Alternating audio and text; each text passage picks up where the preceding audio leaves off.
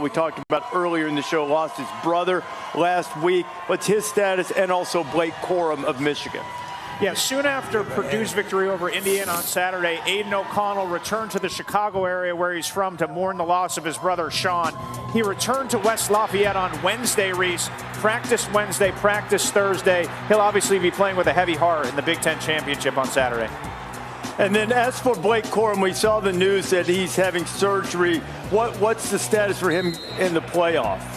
Well, Blake Corum is out for the rest of this season, Reese, and I think spinning the story forward, he has a fascinating decision coming up in the next few weeks. Does he go to the NFL draft with his injured knee, be limited in his prep and what he can show teams, or does he'd be about a fourth-round pick, or does he return potentially do a monster NIL deal at Michigan? He may be looking for Dez to chip in a little bit there and be one of the faces of college football next season and be a Heisman candidate again next year. So a big decision looming for Blake Corum in the upcoming weeks. You know what, Pete? If he hadn't been hurt, especially with what happened with Caleb Williams last night, he might have had a chance to win the Heisman Trophy with a big game today. The Goodyear Road Test, Jeff Brom 3-0 against AP top 5 opponents. Aiden O'Connell is 4-1 in such situations, 12 touchdowns and 3 interceptions. And Purdue has 9 wins over top 2 opponents when unranked. Nobody else in the history of the sport has more than 4. All set up for the spoiler makers against Michigan. In my mind, Michigan is number 1.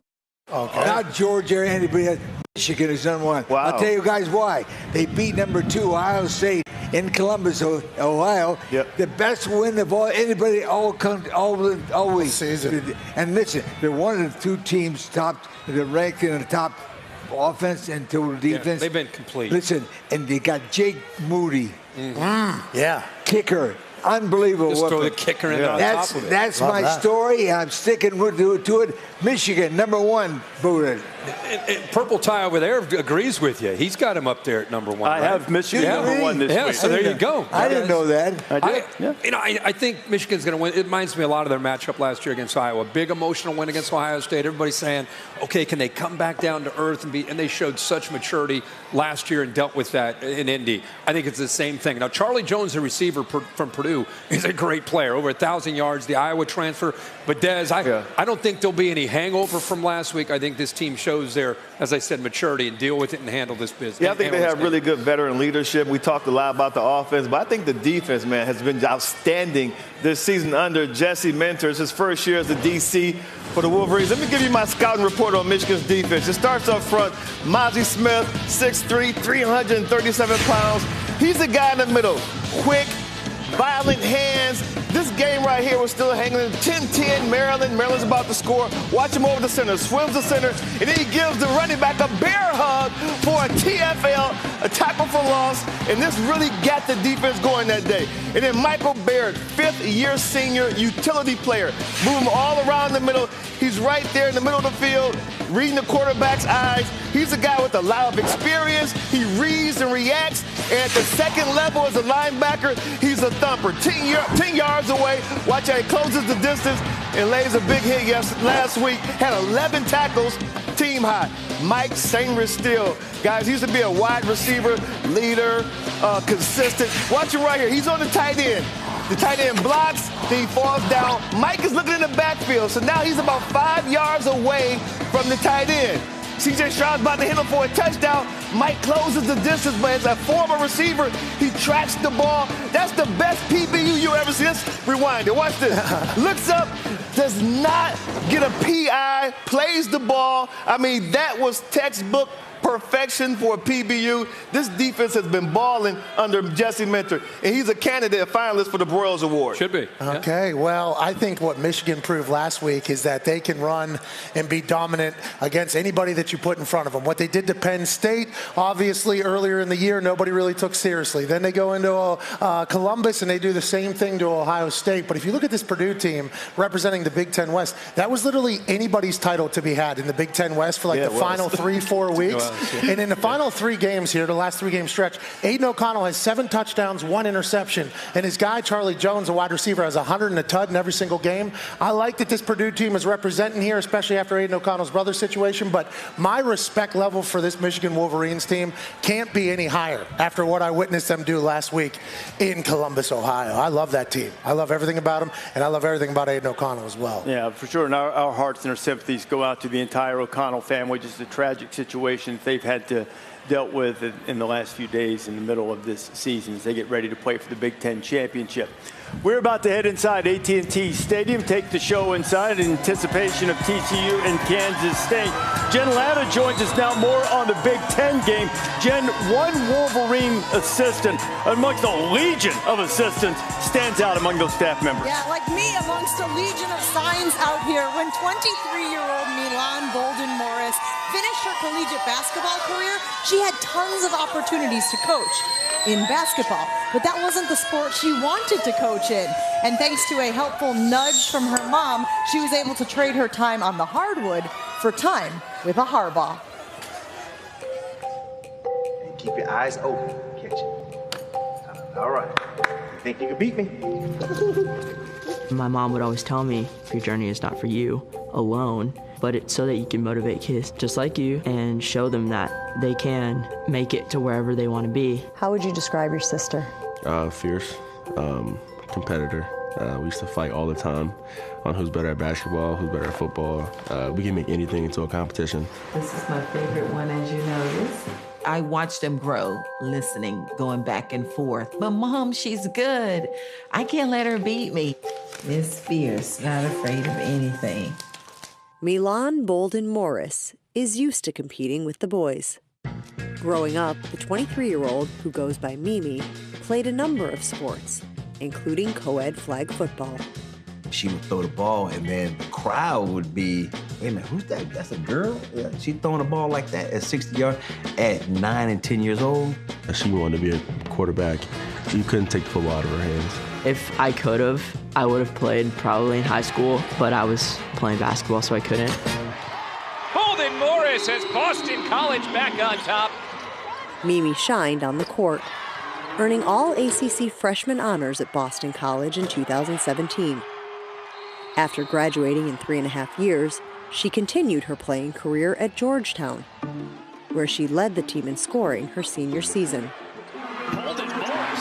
But she was still drawn to the gridiron. She spent her days in D.C. coaching a youth flag football team and breaking down film for the Hoyas football program. Who was the first person you told that you wanted to be a football coach? It's probably my mom, because she's not the one to say like, oh, well, I don't know if women do this. No, she's like, why don't we call Coach Harbaugh? And I was like, nah, like, I'm good. But what did my mom do? She called Coach Harbaugh. I go, let's just call and see. The worst thing could happen is he just says no. There was already a connection to the Michigan program. Mimi's brother Mike is a defensive end for the Wolverines. Melanie called up, was letting me know that Mimi was in her final season at Georgetown and she wanted to be a football coach. And then he called back a few weeks later and was like, hey, how do you feel about being in GA? I was like, absolutely. On March 15, 2022, Bolden Morris was officially named an offensive grad assistant for the Michigan football team. With the hire, she became the first female GA at a Big Ten program. Her responsibilities include film breakdown, preparing and drawing cards for practice, and acting as co-defensive coordinator for the scout team. On game day, she is on the sidelines, coaching alongside her male peers. It adds diversity to the coaching staff, to the room, and not just diversity of gender, but diversity of thought. Like, she has totally different experiences as a basketball player. She has totally different experiences in life, and that makes our whole staff stronger. She's a go-getter and a real sponge for knowledge, affects people in a positive manner, just doing all the things that young coaches do that end up being really good at coaching football. When I tell them, like, hey, yeah, you can call me Mimi, I don't mind that, I know you respect me, they're like, nah, you're my coach, so I'm gonna call you coach. It's one of the best things ever. I always remind her that you're not only doing this for yourself, but there are so many other little girls that are looking at you. When a little girl comes up to me and says, wow, like, I'm so inspired by what you do, it's for them, showing them that they can do it. It's going to inspire people that I may never meet. And I don't want the recognition for it, I just want others to know that they can. When I sat down with Mimi back in September, she told me, I hope the message I send is to never be afraid of pursuing something that seems daunting. She hopes that more women who love the sport, who love the grind, will also start populating football staffs. Somebody I know who appreciates that story is Jess Sims. She is inside AT&T Stadium. Jess, how about Mimi doing her thing with the Michigan Wolverines? Jen, you know I absolutely love that story, and I absolutely love being in here with two of the best to ever do it. So we got LT, we got Darren Sproles. Now, former rivals, former teammates, current.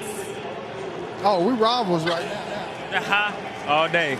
Oh, wow. Look at that. I had to separate them before this happened. But all right, let's talk blueprints, okay? So both of you have really paved the way for some really special people in your lives. You specifically, your nephew Travius Hodges Tomlinson. How does it feel to see him perform and play? Did you play any bigger part outside of what we already see? Super proud of Trey. You know, he's worked his tail off, honestly, to be at this point.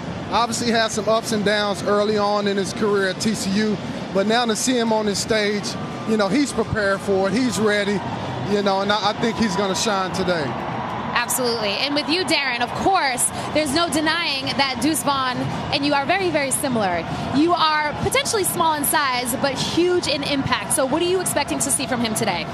See, I'm expecting to have a big game today. He's back in his hometown, you know what I'm saying? And he put in the work. I'm expecting to have a big game tonight, but today. Yes. You said what? I disagree, by the way.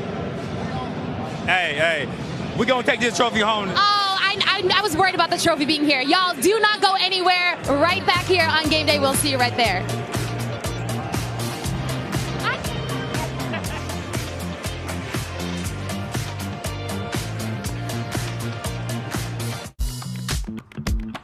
There's never been a better time to get away. With a great deal on the Hyundai you've always wanted. With America's Best Warranty.